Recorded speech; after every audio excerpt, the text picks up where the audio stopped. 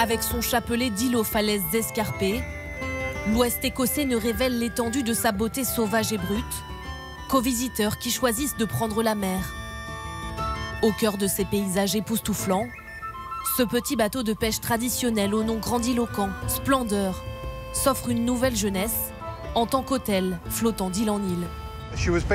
Splendeur était basée au port de Peterhead pendant une trentaine d'années lors de sa carrière dans la pêche. Maintenant, elle peut faire des pauses pendant la journée, ce qui est bien pour une vieille dame. Ted Creek en est le fier capitaine depuis 3 ans. À l'intérieur, le tour du propriétaire est rapide, 5 cabines seulement. Voici la cabine numéro 3.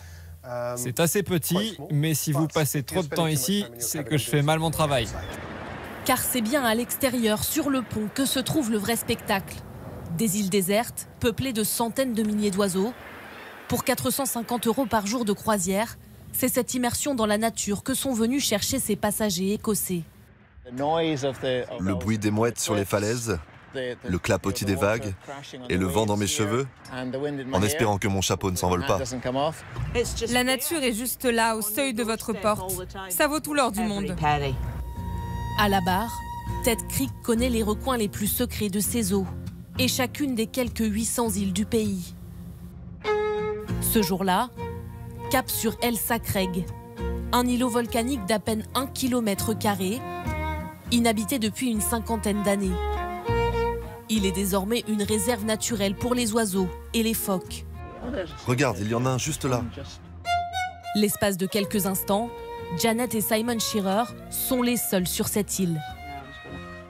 On a l'île juste pour nous. C'est notre paradis. Je vais m'asseoir quelque part et simplement écouter. À part le son des oiseaux et des phoques, il n'y a rien d'autre.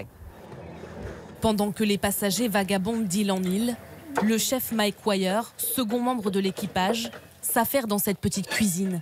Ici, pas de place pour le superflu, que des produits frais et locaux. On se fournit en se déplaçant d'une île à l'autre. Là, ce sont des coquilles Saint-Jacques qui viennent du port de Tarbert, saisies à la poêle avec du beurre citron vert et gingembre. Des coquilles Saint-Jacques écossaises, accompagnées de boudin noir émietté écossais, et suivies d'un carré d'agneau écossais lui aussi. La recette pour conquérir les papilles des clients. J'ai déjà presque tout fini, donc ça prouve que j'ai aimé. C'est incroyable. Si seulement je cuisinais comme ça.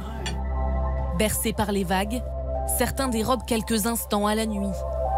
Le privilège d'admirer encore un peu les couleurs vibrantes de l'Écosse au soleil couchant.